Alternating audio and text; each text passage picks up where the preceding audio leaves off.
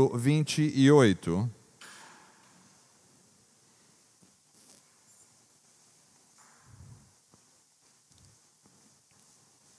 Evangelho de Mateus, capítulo 28.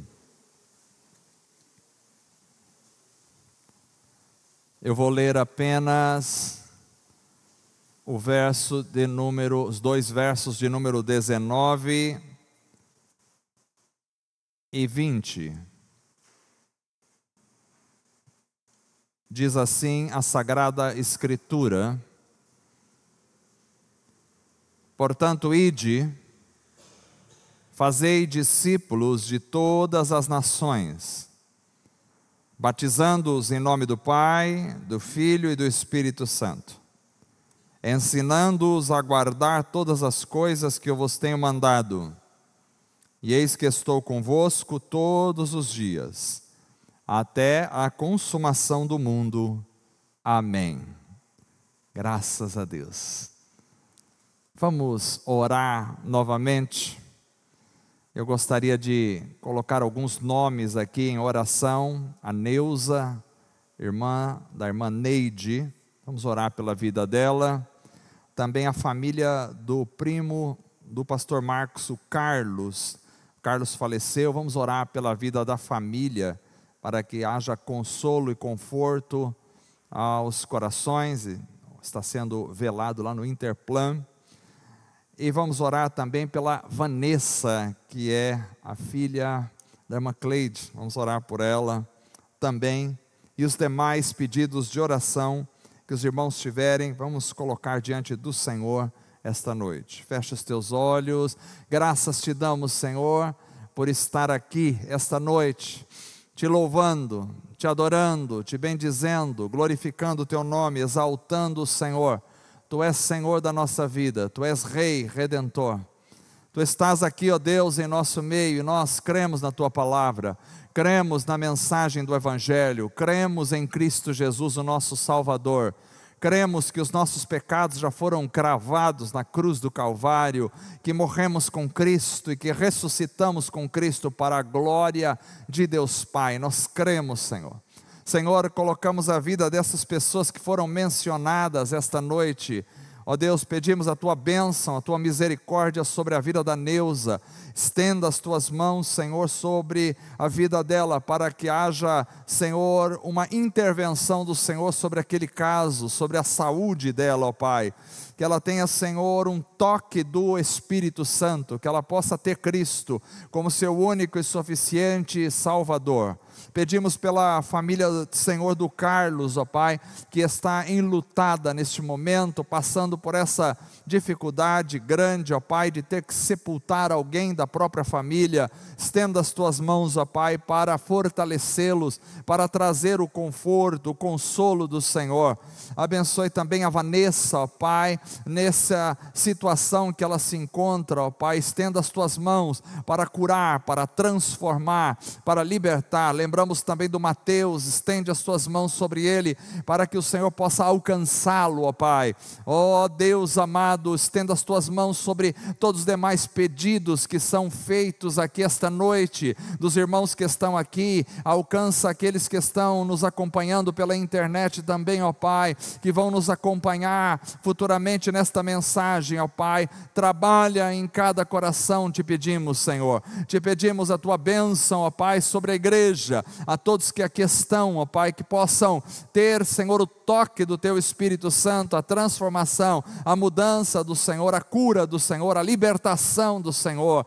Ó Deus amado, pedimos pela Tua palavra, Senhor, que vai ser ministrada agora, ó Pai, que ela possa encontrar lugar em nosso coração, em nossa vida, que ela possa cair como uma semente boa, cai numa terra boa, que ela possa germinar e produzir frutos para a glória e a honra do Teu nome somente. Nós oramos assim, pedindo em nome de Jesus. Amém. Amém. Graças a Deus. Irmãos, eu quero ministrar essa noite sobre o tema tornando-se um discípulo de Jesus.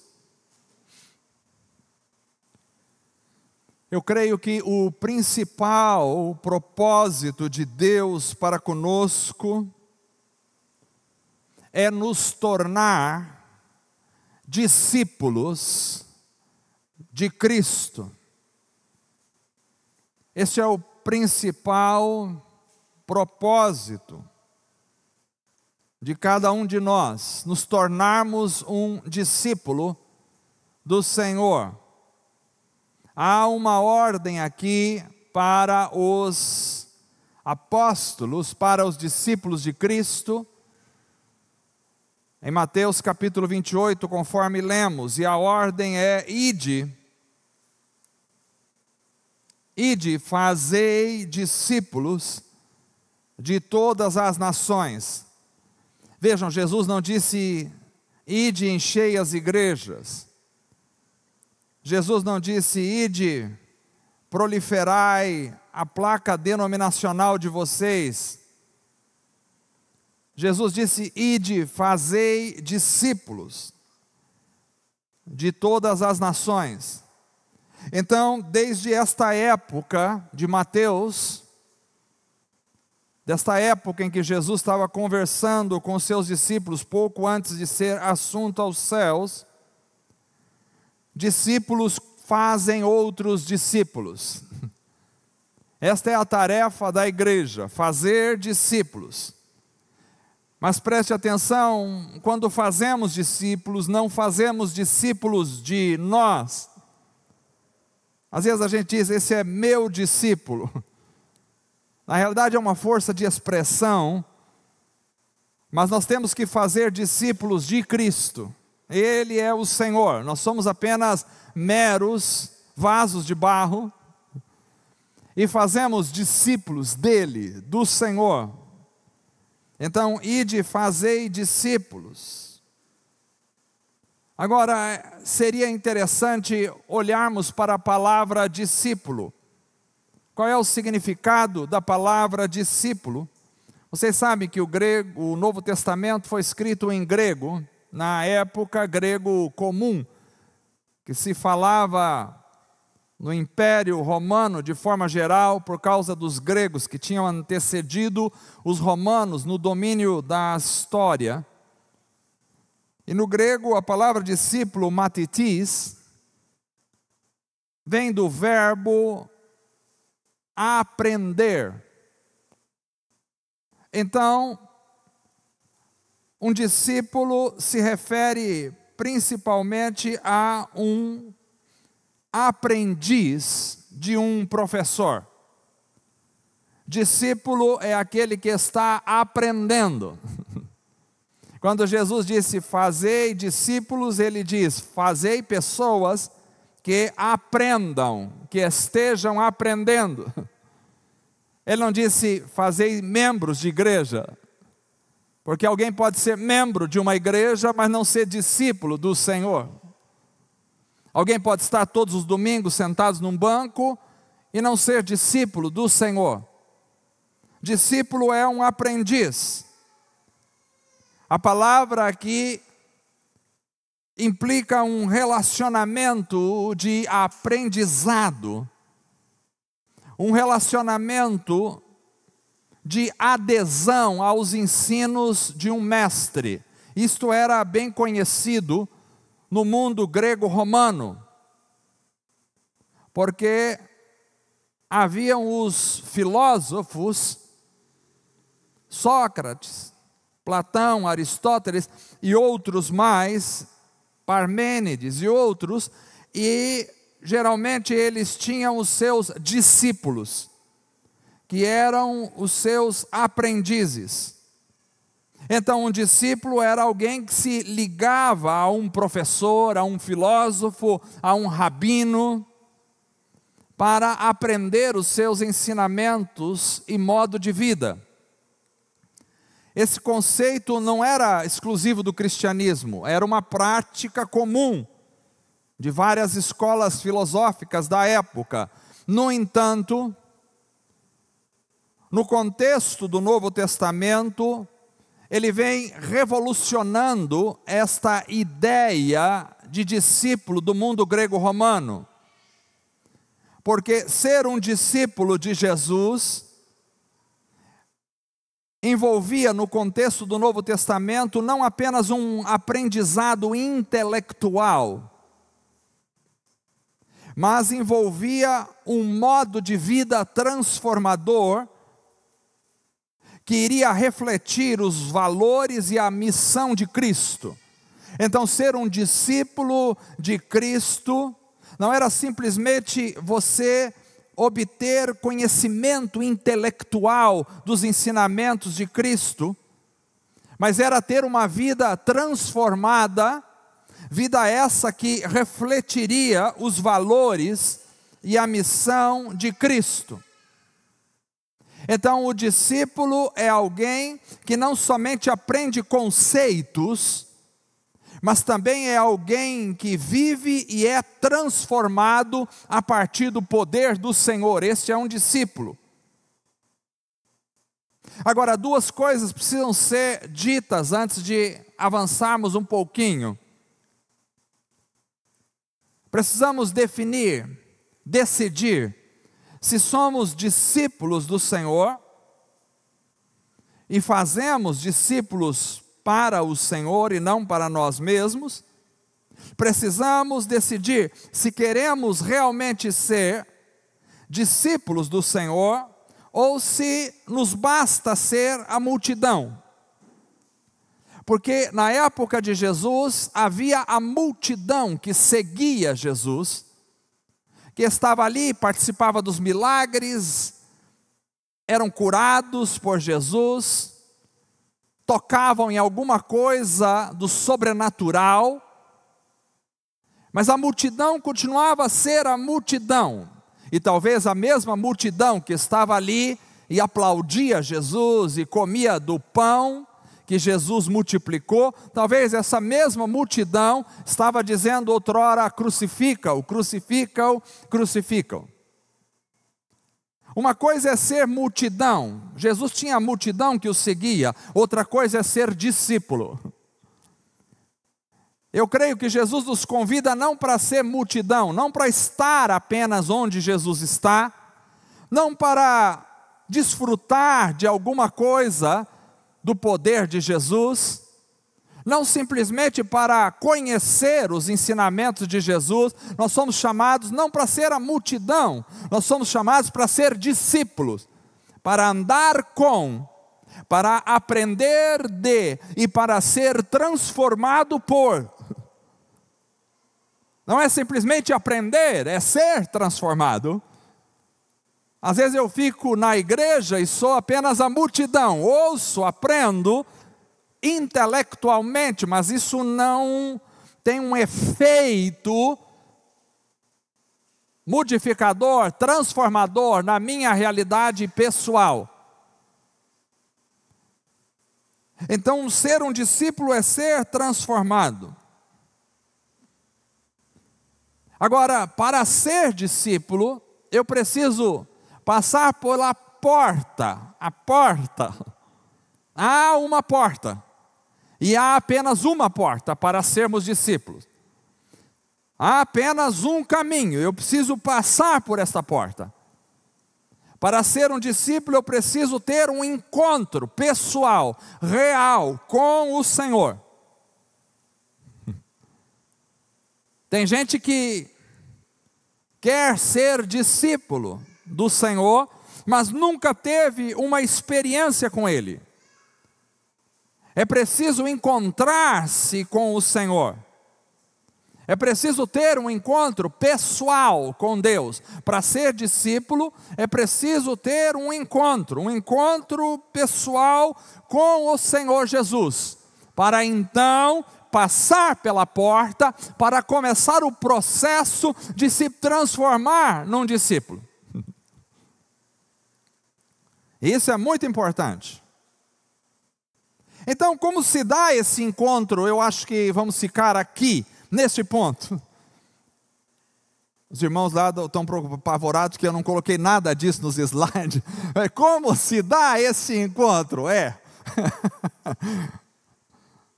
Há algumas experiências que marcam o encontro com o Senhor, e eu quero me deter nessas experiências esta noite. O encontro com o Senhor tem que produzir um impacto em nós.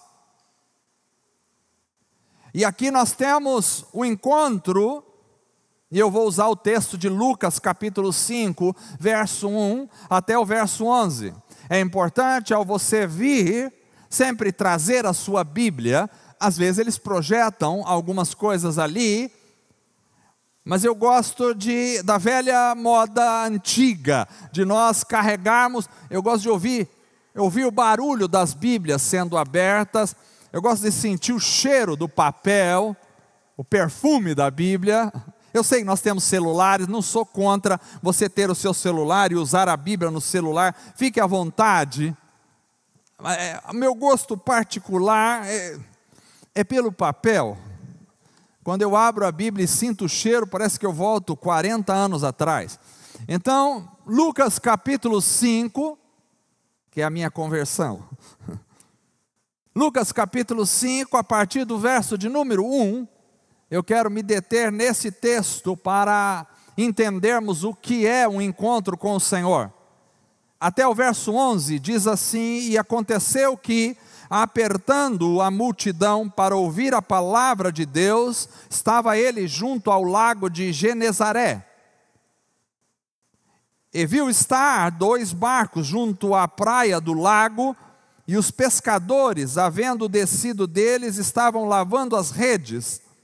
E entrando num dos barcos, que era o de Simão, pediu-lhe que o afastasse um pouco da terra, e assentando-se ensinava do barco a multidão. E quando acabou de falar, disse a Simão: faze-te ao mar alto, e lançai as vossas redes para pescar. E respondendo Simão, disse-lhe: mestre, havendo trabalhado toda a noite, nada apanhamos, mas sob a tua palavra lançarei a rede.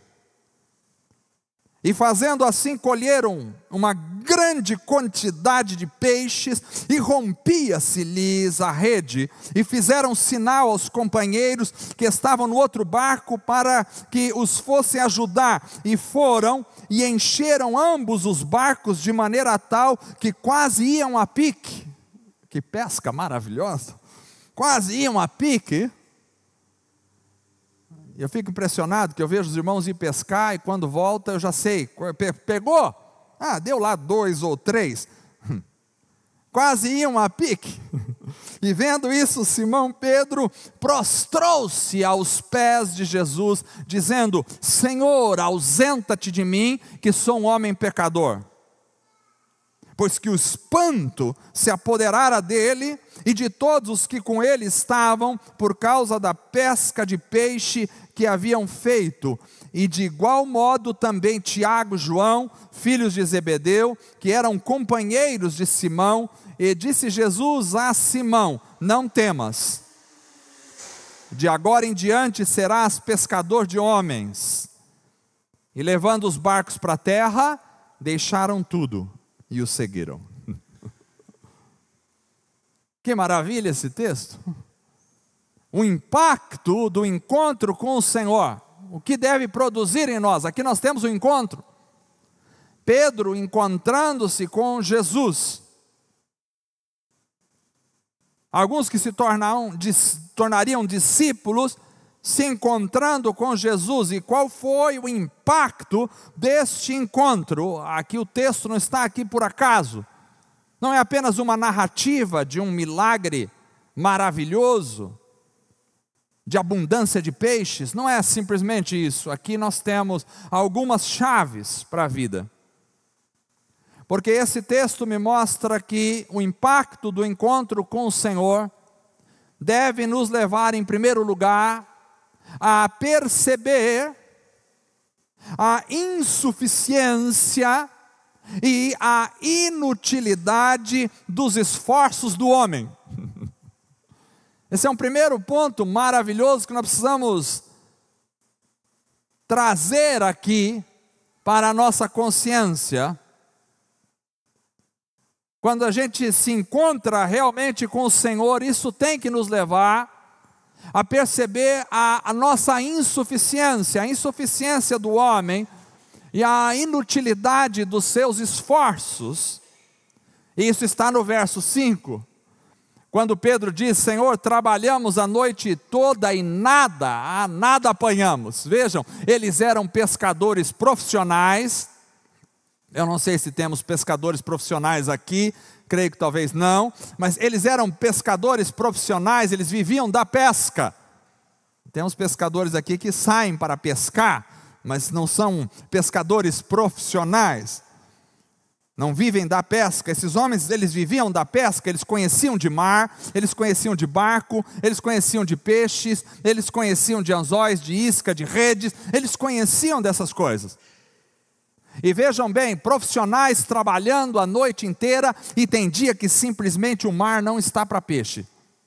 Eles trabalharam a noite inteira e não apanharam nada, absolutamente nada.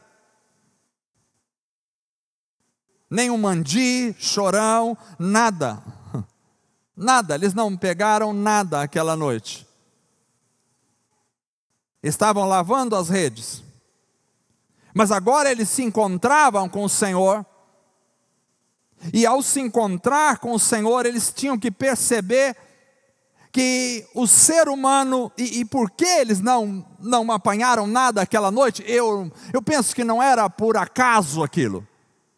Eu penso que Deus mexeu nos peixes, porque eles tinham que perceber que, ao estar com o Senhor, eles iam observar a sua própria incapacidade, a sua insuficiência. Por mais que sejamos profissionais, tem vezes que não dá nada, não vai para frente. Por mais que sejamos bons em alguma coisa, a gente bate no teto, a gente bate no limite das coisas às vezes. Por mais que sejamos, temos aqui vários médicos, bons médicos, tem hora que a ciência bate no teto, não dá para subir mais, não vai mais, chegamos num ponto.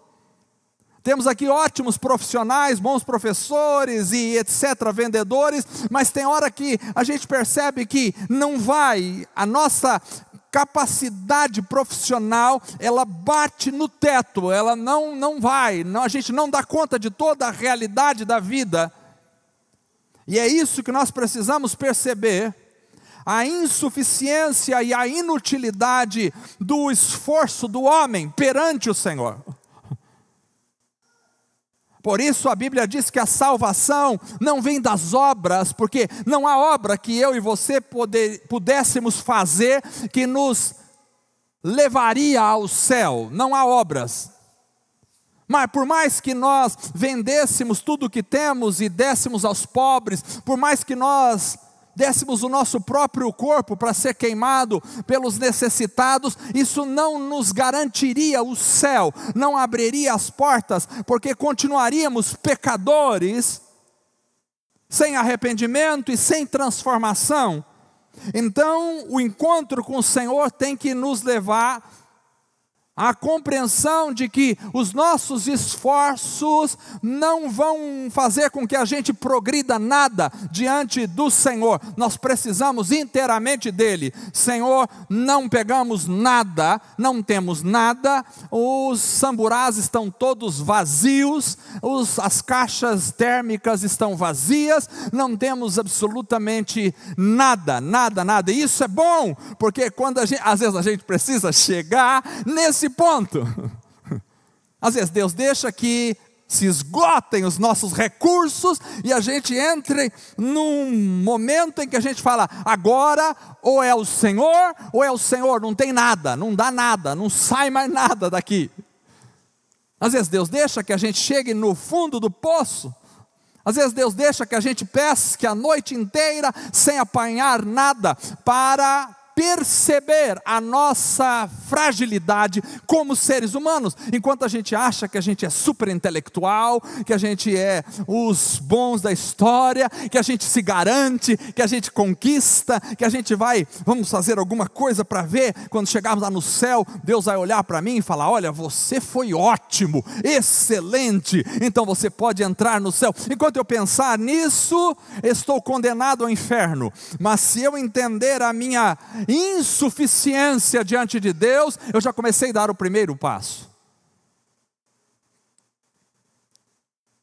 O encontro com o Senhor tem que produzir em nós, e se você ainda não entendeu isso, talvez ainda precise se encontrar com Ele, porque o encontro com o Senhor tem que produzir em mim e você um sentimento de insuficiência. Os esforços do homem não levam a nada diante de Deus. Podem nos ajudar com algumas coisas aqui na terra, mas diante do Senhor, não. Segundo, o impacto do encontro com o Senhor também deve nos levar a perceber a grandeza do Senhor e a se maravilhar com o Senhor. Porque quando encontramos com o Senhor, não encontramos com mais um ídolo de uma religião. Ao encontrar com o Senhor, não significa encontrar com uma religião. As pessoas encontram com uma religião e dizem, mudei de religião. Bom, isso pode não significar absolutamente nada, porque encontrar com uma religião, encontrar com um grupo religioso, encontrar com uma igreja, encontrar com um lugar aonde ir aos domingos, pode não significar absolutamente nada. Mas quando a gente encontra com o Senhor, é muito diferente. Por isso o verso 8 diz, e vendo isto Simão Pedro prostrou-se aos pés de Jesus, dizendo, Senhor, ausenta-te de mim, que sou um homem pecador. Ele ficou maravilhado, ele ficou impactado com a grandeza do Senhor. Já não era mais um ser humano comum que estava diante de Pedro. Ao encontrar com o Senhor, realmente, ele percebeu a grandeza do Senhor. Porque um ser humano não se prostra diante de outro ser humano. Eu nunca encontrei com ninguém que se prostrasse diante de mim e dissesse, afasta-te de mim que eu sou um homem pecador. Não, porque eu não sou o Senhor. Eu não creio que ninguém aqui teve essa experiência, mas quando Pedro olhou para Jesus e viu o que aconteceu, ele percebeu a grandeza, a maravilha do Senhor. E o espanto se apoderou dele. Encontrar com o Senhor é se encontrar com a maravilha, com o espanto. E isso deve nos levar à prostração. Ele percebeu a grandeza do Senhor e se maravilhou naquele momento. Eu não entendo, as pessoas vêm para a igreja, dizem que se convertem, mas elas continuam vivendo como se não tivessem encontrado ninguém especial. Encontrei um grupo de amigos, isso é bom, faz parte encontrar um grupo de amigos, é bom. Encontrei um grupo de pessoas lá que foi legal, agora a gente marca um churrasco de 3 vezes por semana, agora a gente vai pescar junto, isso pode ser legal, mas não significa encontrar-se com a salvação. Porque quando a gente se encontra com o Senhor, um espanto se apodera da nossa alma. Assim como Isaías viu o Senhor e disse, miserável homem que sou, ai de mim, vou morrer, porque os meus olhos viram o Rei. Encontrar com uma igreja é uma coisa, mas encontrar com o Senhor é algo absolutamente diferente. Não basta encontrar uma igreja, você precisa se encontrar com o Senhor. Ter uma experiência com Cristo. Pedro ficou assombrado, num bom sentido, caiu de joelhos. Eu disse, sai de perto de mim, que eu vou morrer. Eu sou pecador, eu vou morrer. Moisés disse, mostra-me a tua glória, e Deus diz, se você ver a minha face, você vai morrer. Encontrar com o Senhor é estar de tal forma maravilhado, que isso vai tomar todo o meu ser, tomar toda a minha realidade pessoal. Por isso nós somos apaixonados por Jesus, nós somos encantados por Jesus, nós amamos Jesus, nós adoramos Jesus, nós nos prostramos diante de Jesus, nós aguardamos Jesus, nós sonhamos com Jesus, nós queremos morar com Jesus, nós queremos estar perto de Jesus. O nosso Rei é Jesus, o nosso Senhor é Jesus, a nossa salvação é Jesus, a nossa bandeira é Jesus, nosso caminho é Jesus, a nossa esperança é Jesus, porque nós nos encontramos com Ele. Às vezes a gente conversa com cristãos, a gente fica 2, 3 horas conversando e fala de política e fala de tudo, mas não fala nada do Senhor. Não é possível? Se você está espantado e maravilhado com Jesus, não tem como você ficar o tempo todo, passar um dia inteiro conversando com alguém e não mencionar Jesus em nenhum momento. Não mencionar as coisas do Senhor em nenhum momento. O cristão que se encontrou com o Senhor, aquilo queima dentro dele, alguma coisa queima. Um fogo queima na alma. É pentecostal. Um fogo queima dentro do coração. Porque ele se encontrou com o Senhor. O impacto do encontro com o Senhor. O impacto do encontro com o Senhor também deve nos levar a perceber a nossa própria miséria espiritual. Não só a nossa fragilidade, mas mais do que isso, nos aprofunda. Nos leva a ver quem somos. Não só a gente vê quem o Senhor é, mas também nós vemos quem realmente somos. E vemos a nossa miséria. Pedro diz, afasta porque sou um pecador. Ele percebeu o seu pecado. Ele percebeu a sua miséria. E tem gente que diz que encontrou com o Senhor, mas continua enxergando somente a miséria do outro, nunca enxergou a própria miséria. Encontrar com o Senhor significa olhar e enxergar a própria miséria espiritual. Quer dizer, eu sou um pecador. Às vezes as pessoas falam assim, eu não mato, não bebo, não roubo, não fumo, não prostituo, então eu não tenho pecado. Quando eu morrer, Deus vai colocar uma balança lá no céu, vai ter lá uma assembleia lá no céu, e aí entra um, entra outro, alguém intercede por mim lá e eu vou entrar. Não, não é assim. Nós precisamos nos conceber como pecadores. Quando o pecado entrou no mundo, Satanás se aproveitou do pecado e destruiu a vida do ser humano, e destruiu a ótica do ser humano a respeito de si mesmo, e ele não consegue mais se enxergar como um pecador. O orgulho tomou conta do coração, e é difícil a gente assumir que é um pecador, é difícil, porque a gente às vezes não quer passar por essa humilhação. Quem é você? Eu sou fulano de tal. Não, eu tenho, meu diploma, e quem é você? Pedro talvez fosse um dos melhores pescadores da época, quem sabe? Ele podia dizer, eu sou o pescador conhecido como aquele que pega peixes. Mas quando ele vê o Senhor, a única concepção que ele tem de si mesmo é, eu sou um pecador. Eu sou um pecador. Como Isaías, que quando viu o Senhor disse, ai de mim, que sou um homem de lábios impuros. Quando a gente fala muito de coisas que a gente é ou que a gente não viu ainda o Senhor. Porque quando a gente vê o Senhor, a gente vê o nosso pecado. A gente vê o nosso pecado. Quando a gente se encontra com o Senhor, a gente percebe a nossa própria miséria espiritual. Isso faz parte da conversão. Talvez seja um dos aspectos mais difíceis de acontecer na vida de uma pessoa, porque ela é criada desde a infância no berço do orgulho espiritual. É muito difícil a gente quebrar o orgulho espiritual. E é pelo orgulho espiritual que a gente quer conquistar a salvação. É pelo orgulho espiritual que a gente acha que tem alguma coisa de méritos diante de Deus. Eu vou dizer, não existe um ser humano que tenha méritos diante de Deus. Os méritos são todos de Cristo. Porque todos nós somos pecadores. E precisamos reconhecer o nosso pecado. Agora, quando você reconhece o seu pecado, filho, não fique triste se você está diante do Senhor. Porque você está diante de alguém que pode dar solução ao teu pecado.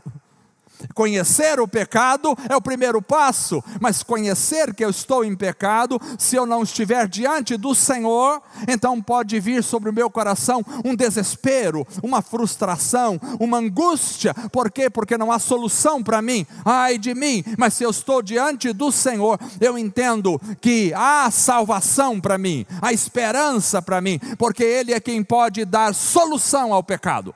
Já que João Batista diz: eis o Cordeiro de Deus que tira o pecado do mundo. Ele não dá uma ajeitada no pecado, Ele não dá uma modelada no pecado, Ele não dá uma disfarçada no pecado, não, Ele tira o pecado como um cirurgião que cirurgicamente arranca um tumor de alguém. Ele tira o pecado do mundo e não fica nenhuma célula de pecado sobre a nossa vida, aleluia. Sou um pecador. Eu acho que esse é um ponto fundamental que todos nós precisamos. Mas espera, eu tenho dificuldade às vezes de expressar isso, porque às vezes a gente fala: bom, eu sou pecador, todo mundo é pecador, você também é pecador, eu estou pecador, eu não sou igual, eu não sou melhor que ninguém. Essas frases de efeito que a gente usa, ou essas frases comuns que a gente usa, às vezes nos atrapalham. Porque Pedro não disse assim: Senhor, afasta, eu estou vendo aqui, está todo mundo em pecado, eu também sou um deles, está todo mundo aqui na miséria.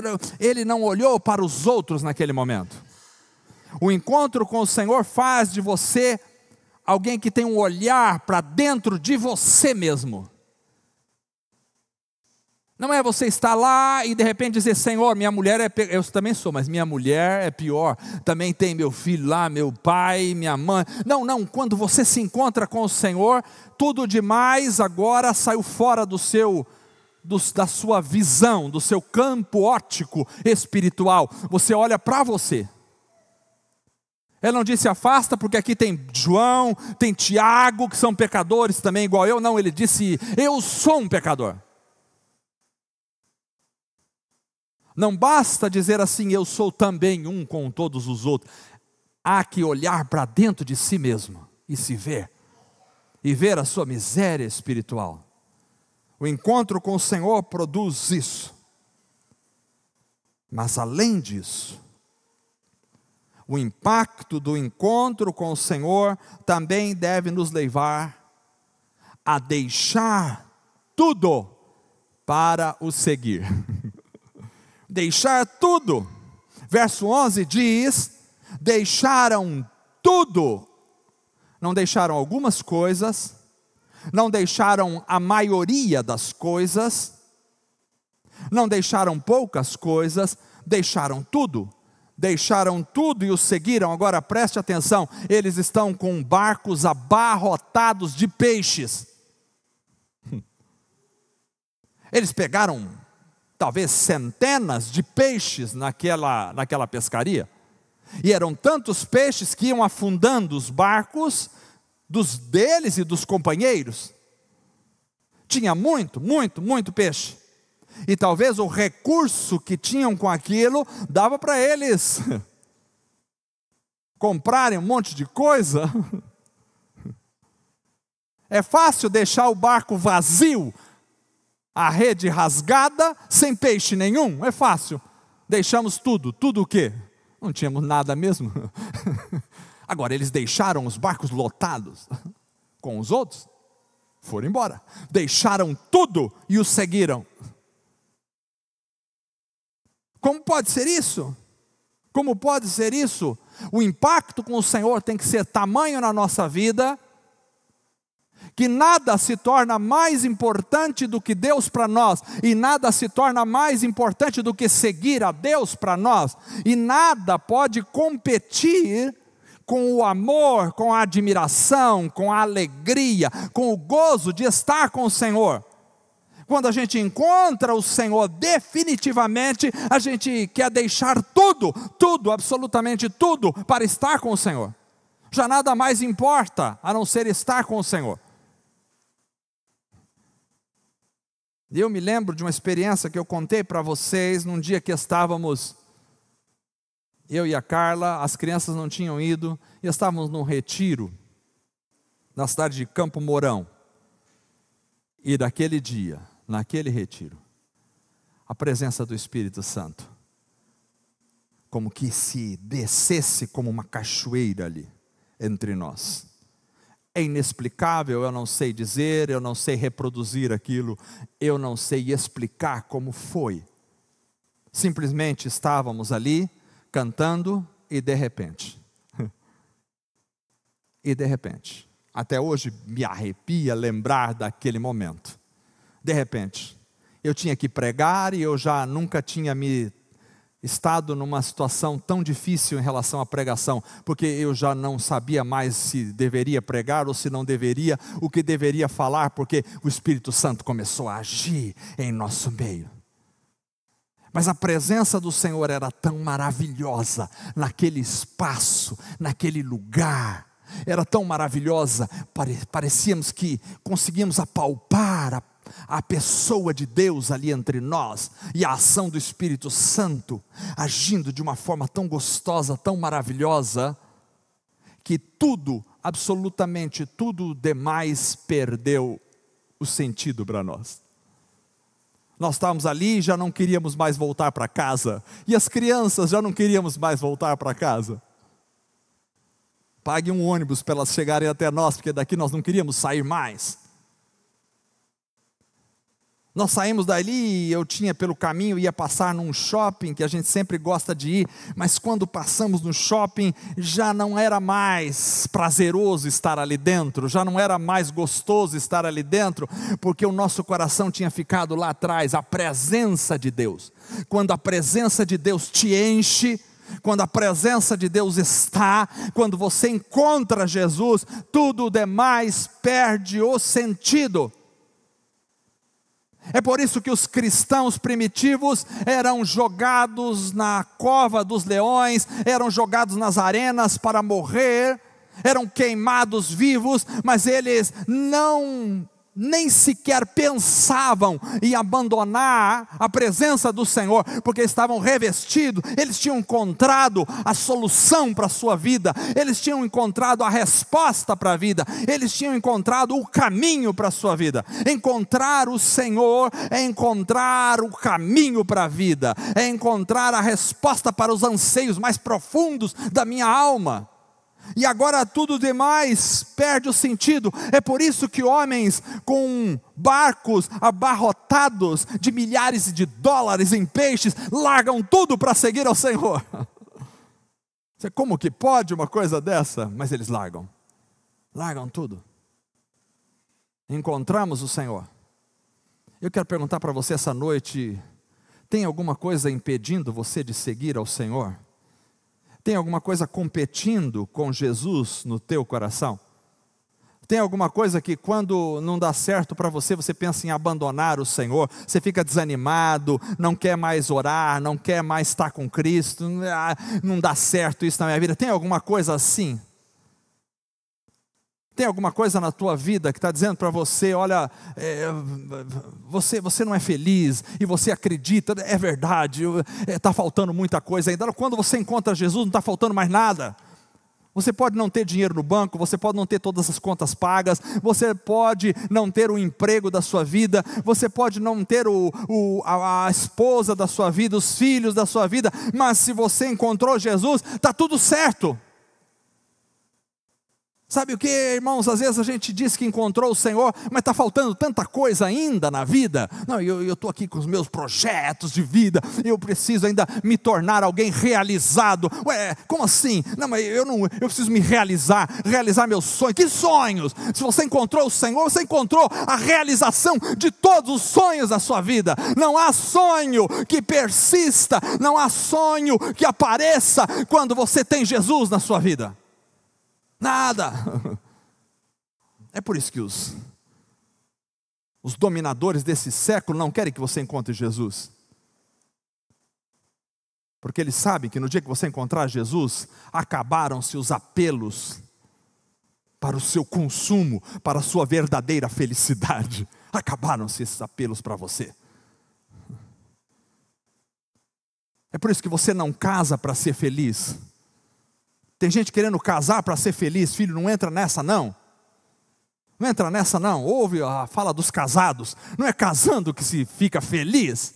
Você tem que casar feliz com Cristo Jesus. E depois você casa com quem você quiser, contanto que seja no Senhor. Case na bênção de Deus, mas não case para ser feliz.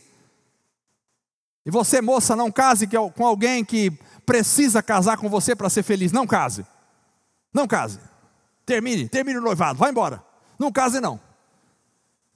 Se ele está esperando casar com você para ser feliz, ele está procurando a felicidade no lugar errado. Você não vai fazê-lo feliz. Você, homem, não vai fazer sua esposa feliz, não. Você não vai fazer. Não. Se ela não é feliz em Jesus, você não vai conseguir fazê-la feliz. Você vai dar momentos de prazer para ela, mas não vai ser feliz. A felicidade só está em Jesus. E quando a gente encontra Jesus, a gente larga tudo por Jesus, porque a gente encontrou a verdadeira felicidade. Isso é encontrar o Senhor. Tem gente que está procurando, eu preciso pensar na minha felicidade. Você não tem Jesus? Sim, mas eu estou pensando, não, então você está indo para o lugar errado? Eu preciso lutar pela minha felicidade. Como lutar pela sua felicidade? A sua felicidade foi que lutou por você na cruz do Calvário e venceu e te deu a felicidade de graça.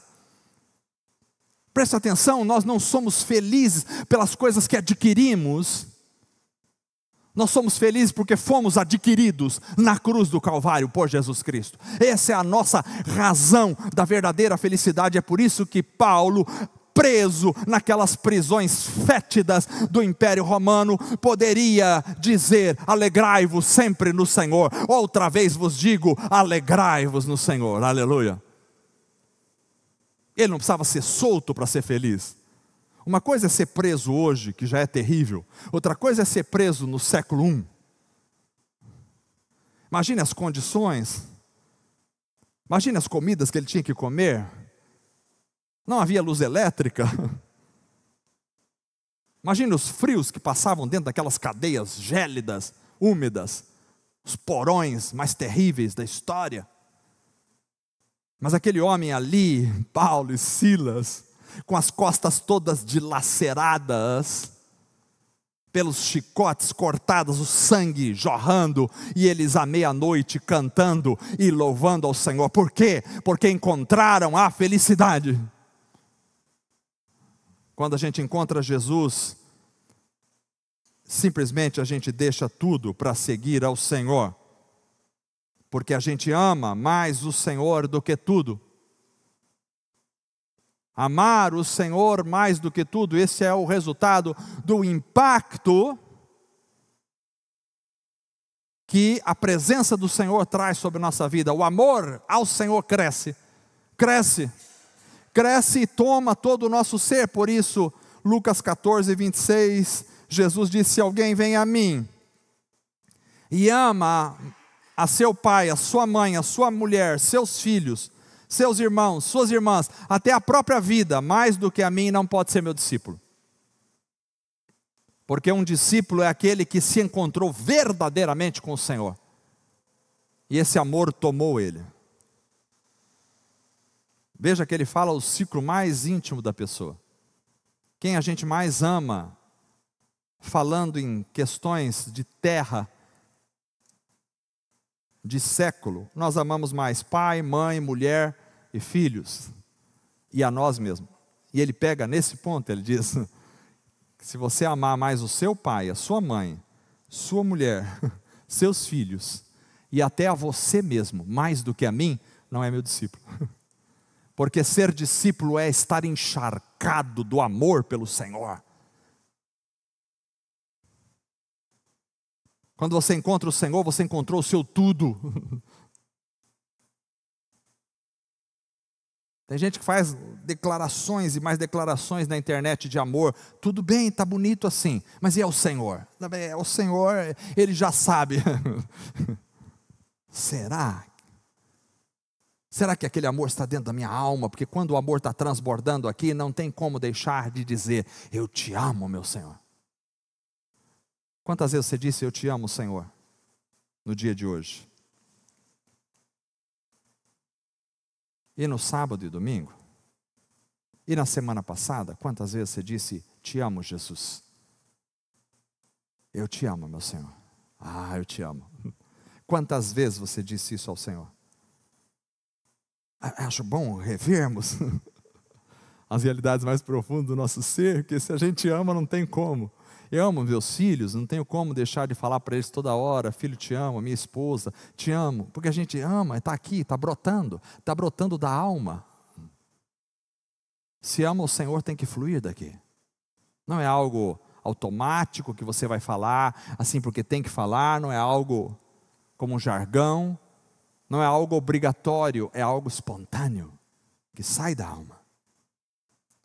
Por isso, em último, você já está com sono, o impacto do encontro com o Senhor também deve nos levar a ser transformados radicalmente.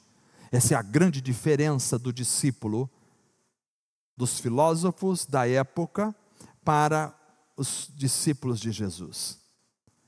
Alguém pode até aprender comportamentos com algum líder, mestre, e isso ser bom para ele. Mas a transformação radical, a transformação que acontece no interior da alma, do eu, só acontece se você encontra Jesus. Por isso houve uma transformação tão grande que Jesus chegou a mudar o nome de alguns discípulos. Por exemplo, em Mateus 3, 16 e 17, nós lemos que a Simão, a quem pôs o nome de Pedro. Pronto, mudou o nome. O que significa mudança de nome? Os nomes estão relacionados com a identidade. O verso 17 ele diz: e a Tiago, filho de Zebedeu, a João, irmão de Tiago, os quais pôs o nome de Boanerges, que significa filho de trovão. Mudança de nome, mudança de identidade, mudança radical. As mudanças de nome eram comuns no Antigo Testamento e representavam um evento especial na vida da pessoa que transformaria o caminho dessa pessoa. Por isso Abrão foi mudado para Abraão. Por isso Sarai foi mudada para Sara. Por isso Jacó, quando lutou com o anjo, mudou o nome para Israel. É preciso mudança radical. Os pescadores de peixes agora seriam pescadores de homens. Essa mudança radical significa novo nascimento. Pedro foi transformado nesse caminho do discipulado. É fácil ver, por exemplo, Tiago e João, que antes queriam mandar descer fogo dos céus para queimar os samaritanos. Lá em Lucas capítulo 9, verso 54, os samaritanos não queriam receber Jesus, e Tiago e João disseram: Senhor, quer que a gente manda descer fogo no céu para torrar esses samaritanos aí? Tem que morrer esses samaritanos todos. Andaram um pouco e daqui a pouco João é chamado o apóstolo do amor. E ele escreve as suas cartas: filhinhos, amai-vos uns aos outros. Ele tinha mandado queimar lá atrás. Ser discípulo de Jesus é ser transformado radicalmente. Radicalmente. Ninguém pode se esconder atrás de um temperamento e dizer assim: não, meu temperamento é esse, por isso que eu sou nervoso, bravo. Não, você pode até ser nervoso e bravo, mas no encontro com o Senhor tem que ser transformado o teu temperamento, teu coração, tua vida, tua alma, para você ser manso e humilde de coração, assim como é Jesus. Você pode ser nervoso, mas tem que se transformar em manso, porque Jesus disse para todo mundo: aprendei de mim que sou manso e humilde de coração. Senão Jesus teria falado assim: aprendei de mim aqueles que não têm um temperamento. Não. Aprendei de mim, todos. Charles Spurgeon, e aqui eu termino, foi considerado o príncipe dos pregadores. Charles Spurgeon disse assim, e eu vou citar: o amor tem uma estranha influência sobre a nossa natureza, moldando-a à imagem do nosso amado.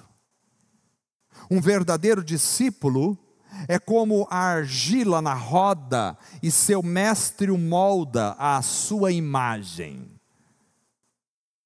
Então, se somos discípulos de Jesus, temos que ser moldados à imagem de Cristo.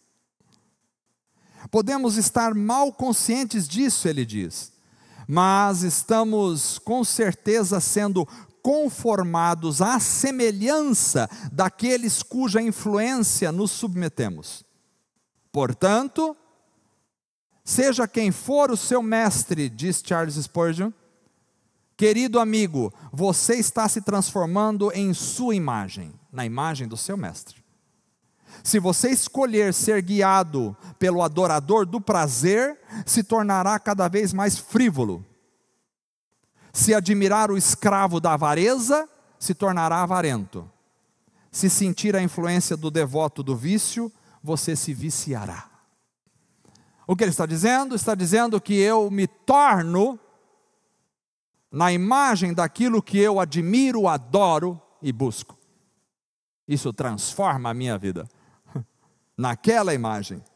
Aquilo que eu amo é aquilo que transforma a minha vida. Então, se o meu ídolo, se o meu amor maior é alguém avarento, eu vou me transformar num avarento. Porque aquele amor que eu tenho por aquilo vai mudar a minha estrutura. Agora, se eu amo o Senhor, se eu adoro o Senhor, então o resultado disso é que eu vou me transformar segundo a imagem e semelhança do Senhor.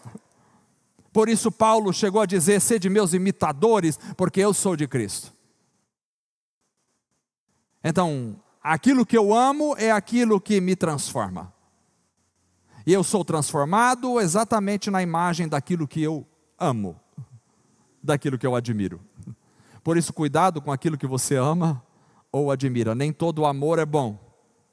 Tem um adágio popular na cultura brasileira que toda forma de amor é maravilhosa. Mentira. Jesus disse que o amor ao dinheiro é a raiz de todos os males. Já começa por aí. Nem todo amor é bom. Tem o amor deturpado, destruído. Tem o amor ao pecado. Tem o amor ao mundo. Aquele que ama o mundo, o amor do Pai não está nele. Mas quando eu amo a Deus, quando eu verdadeiramente amo a Deus, eu começo a me tornar parecido com Jesus. Amém, irmãos? Vamos ficar em pé. Glória a Deus. Foi muito bom estar com vocês essa noite e compartilhar esta palavra. Temos aqui as características de um discípulo, alguém que teve um encontro com o Senhor e por isso ele percebeu a sua insuficiência, a sua inutilidade, a inutilidade do esforço humano. Percebeu a grandeza do Senhor e se maravilhou. Se maravilhou e se maravilha constantemente. Percebeu a própria miséria. Deixou tudo para seguir ao Senhor. Começou a amá-lo mais do que tudo. E foi transformado radicalmente na imagem e semelhança do Senhor. Isso é ser discípulo. Ide por todo o mundo. Fazei discípulos de todas as nações, batizando-os em nome do Pai, do Filho e do Espírito Santo, e ensinando-os a guardar todas as coisas que eu vos tenho mandado. E para o discípulo, eis que estou convosco, todos os dias, até a consumação do mundo. Amém. Feche os teus olhos.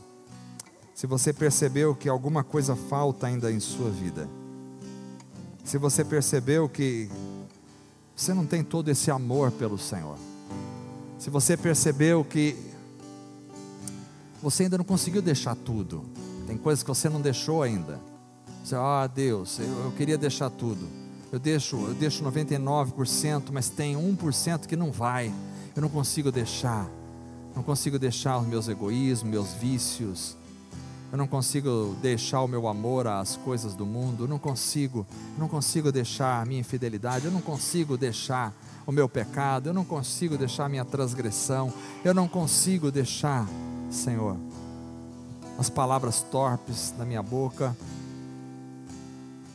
Se você percebe isso, alguma coisa está faltando para você largar tudo e seguir o Senhor, então peça ao Senhor esta noite com todo o teu coração. A Bíblia diz que um coração contrito não desprezará o Senhor. Peça ao Senhor com todo o teu coração essa noite: Senhor Jesus, encontre a minha vida, venha me encontrar, venha transformar o meu ser radicalmente, mudar a minha vida. Fale isso agora para o Senhor, em nome de Jesus. Senhor Deus, estamos aqui essa noite e queremos ser teus discípulos a cada dia mais nos maravilharmos com o Senhor, a cada dia mais contemplarmos, Senhor, ó Deus, que os esforços humanos não nos levarão a nada sem o Senhor, cada dia mais entendermos o pecado, Senhor, cada dia mais, Senhor, nos maravilharmos, nos deleitarmos na tua presença, cada dia mais firmarmos os nossos passos, ó Senhor, em abandonar tudo para seguir ao Senhor, cada dia mais sermos transformados pelo poder do teu Espírito Santo. Pessoas estão aqui essa noite, Senhor, e que o poder do teu Espírito Santo as invada, transforme esses corações, mude essas vidas, ó Pai. Senhor, queremos cada vez mais estar aos teus pés, cheios da tua presença, do teu Espírito Santo poderoso. Venha transformar as nossas vidas.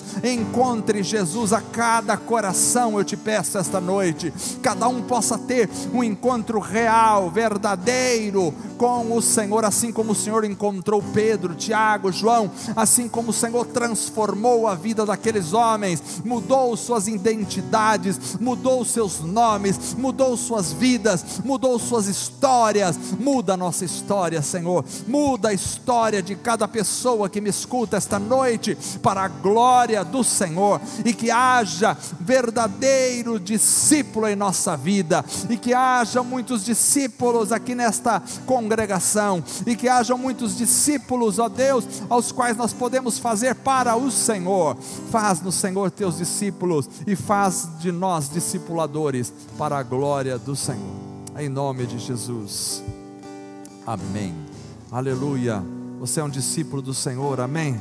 Se você é um discípulo do Senhor, discipule outros para o Senhor, para o Senhor.